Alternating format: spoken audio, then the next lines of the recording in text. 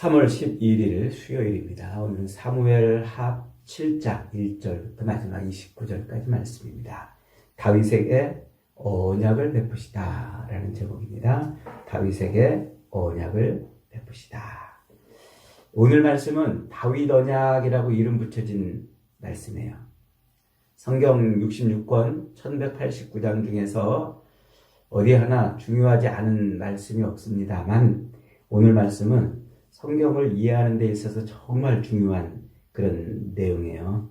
그래서 아담에게서 시작이 돼가지고 아브라함으로, 그리고 이삭과 야곱을 거쳐서 모세에게로, 그리고 모세를 통하여 신명기에서 선포한 그 언약의 말씀이 이제 다윗에게로 이어져서 그 언약이 어떻게 역사 속에서 실현될 것인지, 그리고 역사 속에서 실현되는 그 언약의 성취가 어떻게 영원의 세계, 이 묵시의 세계에서 어떻게 성취되는지 이걸 보여주는 말씀이에요. 그래서 이 말씀은 좀 사실 어려운 부분에 속하긴 해요. 그러나 제가 쉽게 설명을 드릴 테니까 조금만 집중하면 금방 이해가 될 겁니다.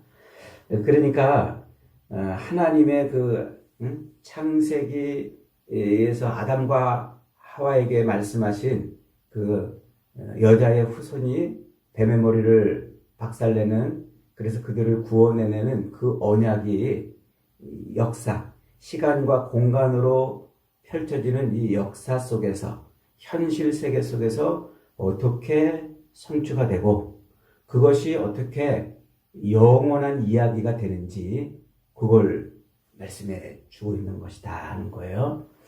그래서 이걸 뭐라고 비유하면 좋을까요?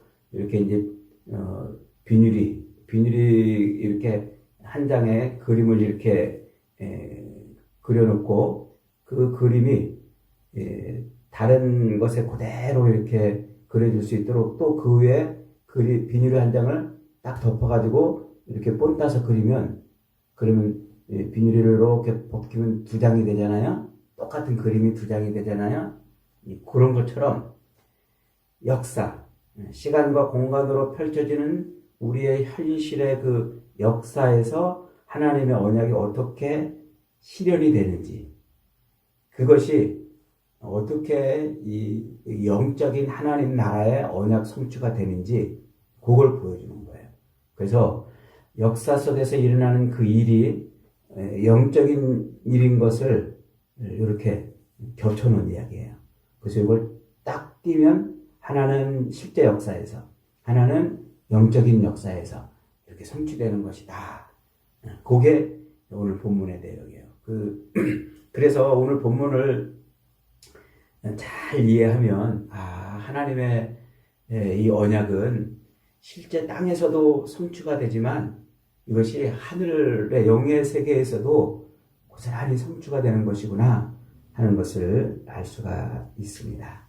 그 얘기를 지금 해주는 거예요. 이 사무엘하 7장은 굉장히 내용이 아주 굉장히 방대한 내용이에요. 그래서 여기에 관련된 그런 주석이나 책들도요, 거의 한 트럭 이상 이렇게 있어요. 그걸 다 설명하기는 이 새벽 시간에 도무지 부족하고, 또 그걸 다 설명해도 우리가 다 이해하기도 쉽지 않아요. 그러나 놓치지 말아야 될 아주 중요한 개념 하나만 가지고 제가 설명을 드릴 테니까 집중을 해보시기를 바랍니다. 자, 왕이 없어서 자기 소견에 옳은 대로 살던 그 백성들을 하나님께서 그들을 신명기 말씀대로 그들의 통치자가 되어서 그들을 통치하시려고 하나님의 왕을 세우시려고 그래요. 그런데 이스라엘 백성들은 자기들 눈에 좋은 대로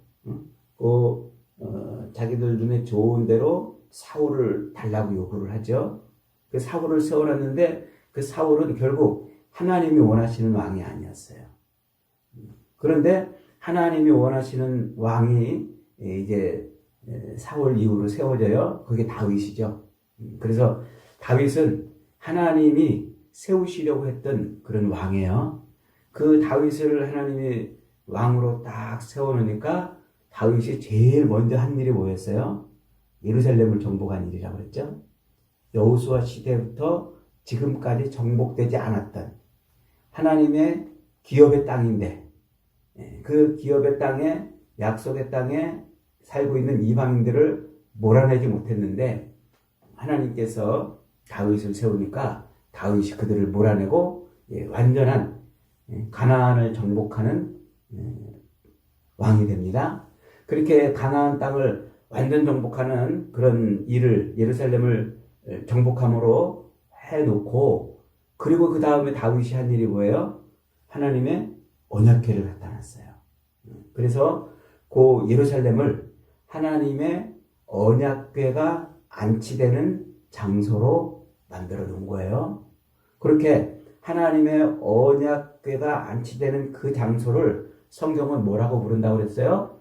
시온이라고 부른다고 그랬죠. 시온, 시온성.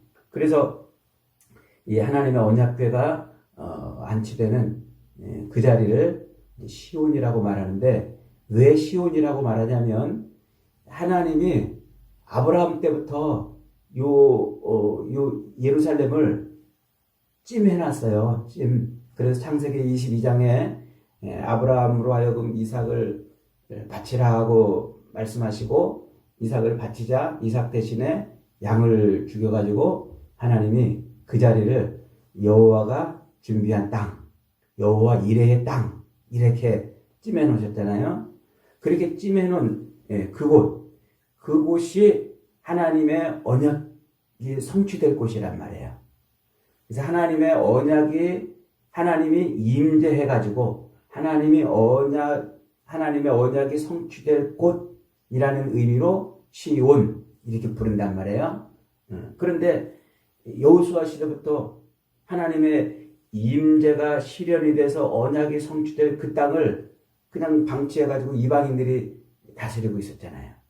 그래서 이방인들이 거기서 자기들 신을 섬기는 그런 일이 벌어지고 있었는데 그것을 다윗이 회복한 거예요. 그래서 그 하나님이 찜해 놓으신 땅, 그 하나님의 임재가 실현이 돼서 언약이 성취되는 그 땅을 이제 다윗이 정복해가지고 거기다가 이제 왕궁을 진 거예요. 그리고 언약궤를 갖다 놓은 거예요. 그러니까 하나님이 이제 그 다윗에게 하나님의 언약을 지금 베풀어주는 장면이 오늘 8장의 말씀인 거예요. 그래서 오늘 본문은 이제 이렇게 시작을 하죠. 여호와께서 주위의 모든 원수들을 무찌르사 왕으로 궁에 평안히 살게 하신 때에 그랬어요.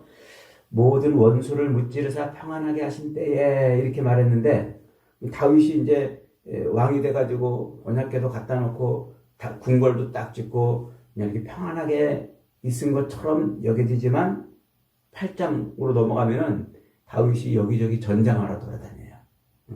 8장부터 계속 이 나라 저 나라 전장하러 돌아다니고 그리고 또 범죄도 하고 그리고 또 자기 자식들이 반란을 일으켜가지고 잠시도 평안한 날이 없는 그런 노년을 보내기까지 험한 세월을 살아요. 다윗은 한 번도 평안해 본 적이 없어요. 8장 이후로 넘어가면요.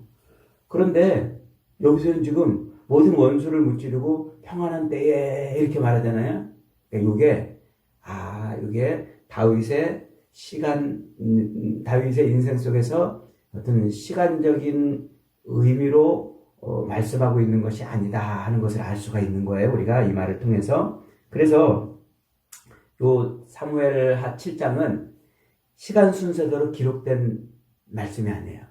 이것은 하나님이 다윗에게 언약을 주시려고 특별히 이렇게 주시는 하나님의 계시의 말씀이라 이런 의미예요. 자, 그래서 요 말씀이 뭘 성취하는 말씀이냐면 자, 신명기 12장에 가면은 이런 말씀이 있어요. 신명기 12장에 하나님이 이제 신명기는 가나안 땅을 앞두고 요단강 건너가기 전에 너희들이 그 가나안 땅에 들어가면 이렇게 살아라라고 말씀 주시는 거라고 그랬죠. 신명기 말씀이 신명기 12장에 이렇게 말해요. 너희가 12장 10절부터 너희가 요단을 건너 너희 하나님 여호와께서 너희에게 기업으로 주시는 땅에 거주하게 될 때에 또는 여호와께서 너희에게 너희 주위의 모든 대적을 이기게 하시고 너희에게 안식을 주사 너희를 평안하게 거주하게 할 때는, 요 말이 지금 그 신명기 12장의 그 말이 지금 여기서 연결이 되는 거예요.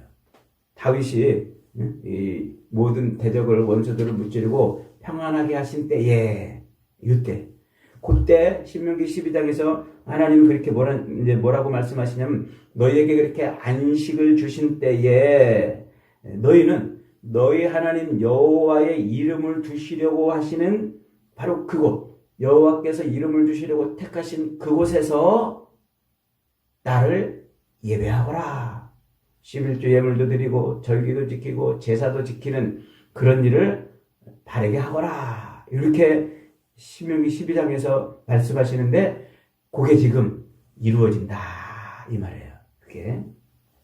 그래서 다윗을 통해서 그 율법이 지금 성취되고 있다는 것입니다. 그러니까 실제로 요 7장은 언제 다윗의 인생 속에서 언제 주신 말씀인지 잘 모르는 말이에요. 정확하게 언제 주신 말씀인지 모르지만 어쨌든 평안하게 하신 때에 그 말씀을 주셨다 이런 말이에요. 그래서 다윗에게 주시는 이 말씀이 지금 율법을 성취하고 있는 말씀이다 하는 것을 말하는 거예요.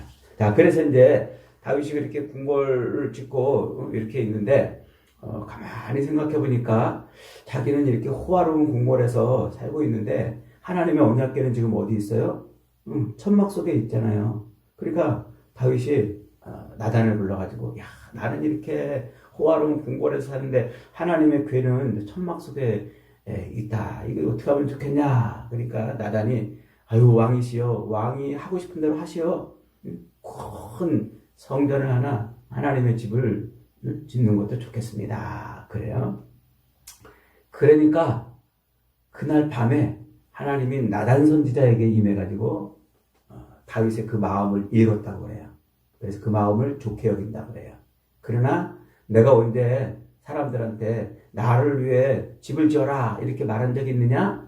한 번도 지금까지 그런 적 없지 않느냐? 나를 위해서는 내가 집을 지을 거다. 내가 집을 지을 거니까 걱정하지 말아라. 그러면서 다윗이 나를 위해서 그렇게 집을 지을 기특한 생각을 했으니까 내가 다윗에게 복을 주겠다. 그래요. 그래서 그 복을 주는데 그 복이 세 가지예요. 첫째로 너의 씨, 너의 후손, 너의 자손, 너의 그 씨를 통해서 영원히 왕위가 끊어지지 않겠다는 복을 줘요. 다윗의 왕위가 영원히 이어진다는 말이에요. 그 다음에 두 번째는 너의 그 씨, 너의 그 자손을 통해서 내 집을 건축하리라. 성전을 건축하리라. 이거예요. 두 번째 복이에요. 그리고 세 번째 복은 너의 그 씨를 통해서 너의 나라를 영원한 나라로 바꿔놓겠다. 이 말이에요. 요 세 가지 기억하세요. 첫째가 뭐예요? 다윗에게 주신 이 약속이 너의 자손이 그 왕위를 영원히 이어가겠다. 그 말이고, 두 번째는 너의 씨, 너의 자손이 성전을 짓게 하겠다. 다윗은 못 짓는다는 말이에요. 다윗의 자손으로 짓게 한다는 말이에요. 세 번째, 너의 그 나라가 영원한 나라가 되게 하리라. 이 말이에요. 이 말이 중요해요. 영원한 나라가 되게 하리라. 이 말이 중요해요. 이 영원이라는 말이 뭐예요? 시간과 공간을 초월했다는 말이잖아요. 이걸 놓치면 안 돼요. 이 말을, 이 본문에서 말이죠. 그러니까 이 영혼은 우리의 그 육체적인 감각으로 느낄 수 있는 시간과 공간을 초월한 그런 영속성이 있는 그런 나라를 말하는 거예요. 그러니까 다윗이 지금 세워 있는 이 이스라엘, 이 이스라엘을 하나님이 어떻게 하시겠다? 시간과 공간으로 이루어지는 그 어느 때까지 가겠다가 아니라 시간과 공간을 초월하는 영원한 나라를 만들겠다. 이 말이에요. 이 말. 그래서 이게 다윗의 후손을 통해서 그의 왕위가 영원히 이어지면서 그를 통해서 성전을 세우고 그를 통해서 영원한 나라를 만들겠다는 요 약속이 다윗의 언약입니다. 이 세 가지. 이것만 기억하고 있으면 다윗의 이 언약이 비닐에 한 장 놓고 그림을 지금 따라 그려가지고 이게 역사 속의 이야기와 영적인 이야기를 이렇게 겹쳐놓고 있는 이야기구나. 이렇게 이해를 하면 되는 거예요. 그래서 여기서 핵심은 다윗의 자손이에요. 너의 후손, 너의 씨. 오늘 본문에는 뭐라고 이 씨라는 말을 뭐라고 번역을 했습니까? 자손이라 이렇게 번역해죠. 12절 한번 보세요. 내 수 안에 차서 내 조상들과 함께 누울 때에 내 몸에서 날 내 씨, 내 씨. 그 씨라는 말이 중요해요. 내 씨. 씨라는 말을 헬라어로, 죄송합니다. 히브리어로 제라 이렇게 말을 해요. 제라. 이거는 제가 앞에서 창세기 강의할 때부터 여러 번 말했어요. 지금 다 잊어버렸죠? 자, 이 씨라는 말이 결국 성경 전체를 관통하는 바로 그런 이야기입니다. 그래서 타락한 인간, 타락한 그 아담과 하와를 구원해내는데 누구를 통해서 구원해낸다고 그랬죠? 여자의 후손을 통해서 구원한다고 그랬죠? 그래서 창세기 3장 15절에서 내가 너로 여자와 원수가 되게 하고 네 후손도 여자의 후손과 원수가 되게 하리니 뱀한테 이제 하면서 그러면서 여자의 후손은 네 머리를 상하게 할 것이다 그래요. 그때 여자의 후손이라고 번역한 그 후손이라는 말이 제라, 히브리어로 제라란 말이에요. 지금 다윗의 씨라는 말하고 똑같은 말을 쓰고 있는 거예요. 제라 이렇게. 그래서 그 여자의 씨가 여자로 말미암아 나오는 그 씨 후손이 아담과 하와의 그 타락으로부터 그들을 구원해낸다는 거예요. 그 씨가 누구로 이어져요? 그 씨가 아담과 하와가 처음 난 아기가 누구예요? 가인이죠. 가인과 아벨을 낳는데 그래서 이 아담이 가인을 낳았어요. 이제 이 하와가 가인을 낳았어요. 그래서 가인을 낳아가지고 이제 창세기 4장 1절에 보면 아담이 그의 아내 하와와 동침하며 하와가 임신하여 가인을 낳고 이르되 내가 여호와로 말미암아 득남하였다 이렇게 말하는데 그 문장 제가 창세기 강의 때 설명했죠. 여호와로 말미암아 득남하였다 이게 원어를 그대로 직역하면은 내가 여호와와 함께 그 씨를 얻었다 이 말이라고 그랬잖아요. 그 씨를 얻었다. 그래서 이제 하와가 가인을 그 뱀의 머리를 박살나게 할 씨라고 생각을 했는데 이게 보니까 씨가 아니었어요.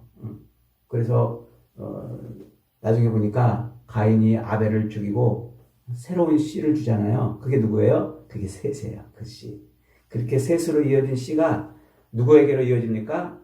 이게 이제 아브라함에게로 이어져요. 그래서 아브라함은 아기를 못 낳았잖아요.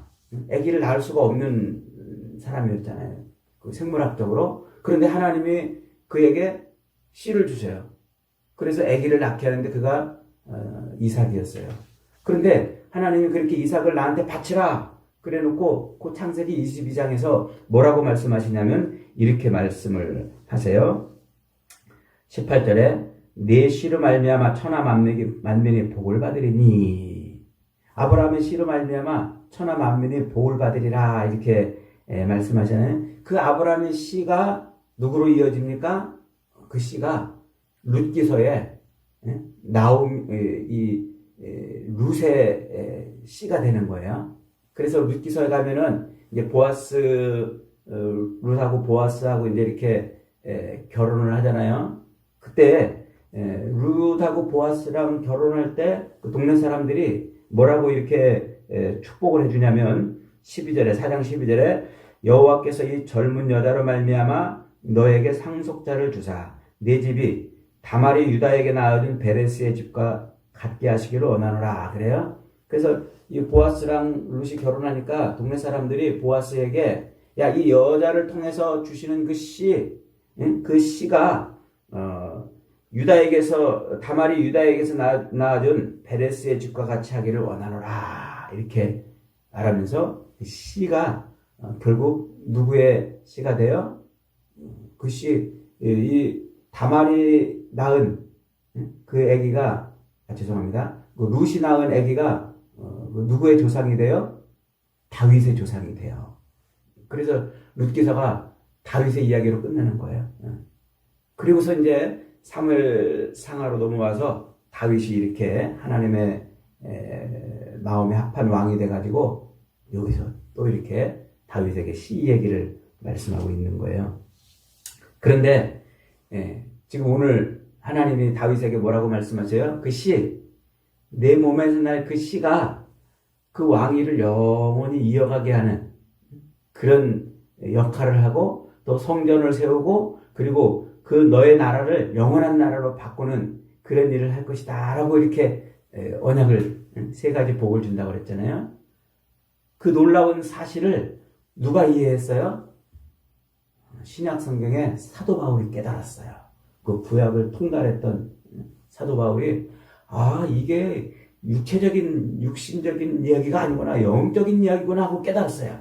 그래서 갈라디아서 3장 16절에서 이렇게 말하는 거예요. 이 약속들은 아브라함과 그 자손에게 말씀하신 것인데 여럿을 가리켜 그 자손들이라 하지 아니하고 오직 한 사람을 가리켜 내 자손이라 하셨으니 곧 그리스도시니라. 이렇게 그 씨가 예수님을 말하는 거였구나 이렇게 깨달았단 말이에요, 사도 바울이. 그래서 바울은 그 창세기 아담의 언약으로부터 시작된 그 여인의 후손, 여인의 씨가 계속 언약을 아브라함으로 언약되어지고 또 룻에게 언약되어지고 그것이 다윗에게로 언약되어져서 다윗에게 이어진 그 씨가 이게 예수님 얘기구나 하는 걸 알았단 말이에요.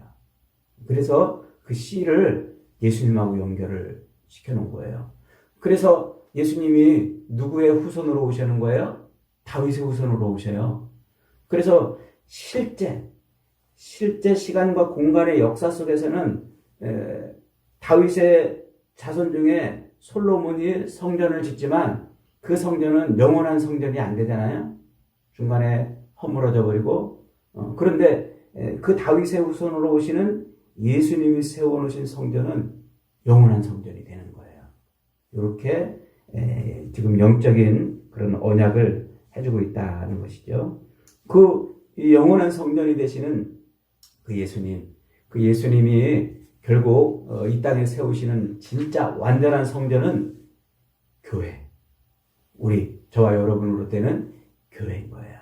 그래서 교회는 다윗의 후손으로 오신 예수 그리스도를 통해서 이 땅에 세워져서 이 교회가 어떻게 된다고요? 영원한 하나님의 나라가 된다.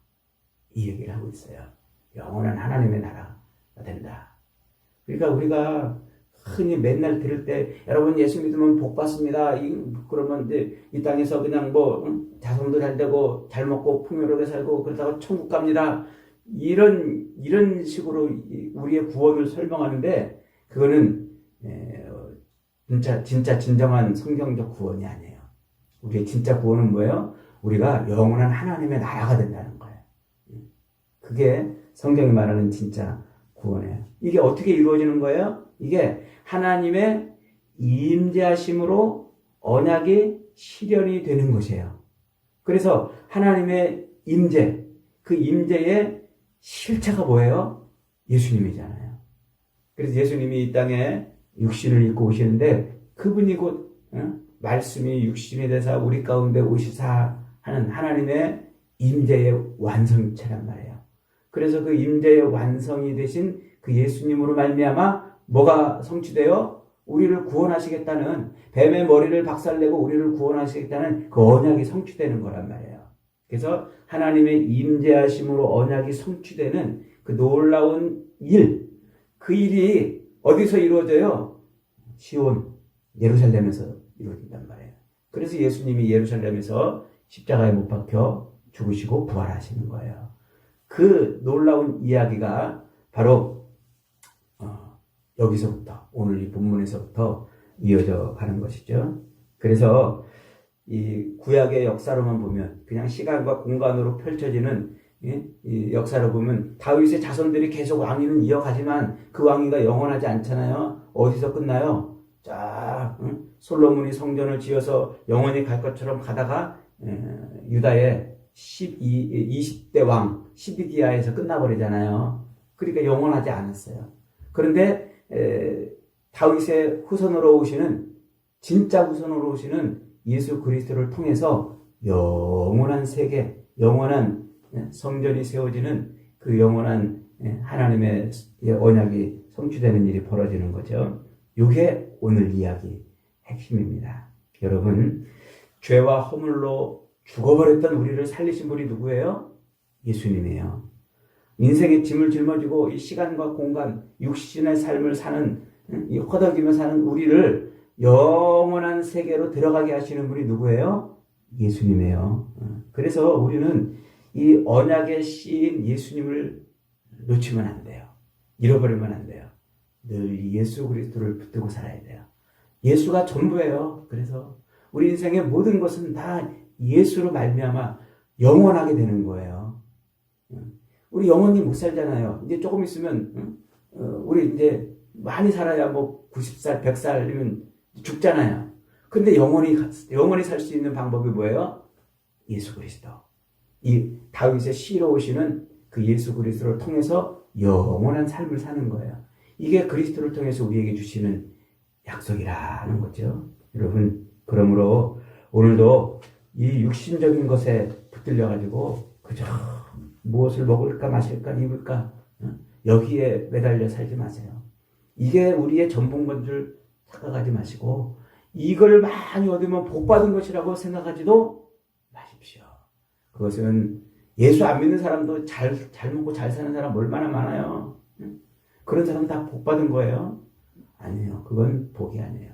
진짜 우리에게 복은, 천하 만민이 받는 복은 이 시간과 공간으로 끝날 수밖에 없는 우리의 인생을 영원한 삶으로 바꿔놓으시는 이것이 진짜 복이에요. 그걸 누굴 통해서? 다윗의 씨 예수 그리스도를 통해서 이루신다는 겁니다. 오늘도 이 육신의 삶을 영원한 삶으로 바꿔주시는 예수 그리스도를 붙들고 남은 인생을 믿음으로 승리하며 사는 저와 여러분 되시기를 주님의 이름으로 축복합니다. 아멘.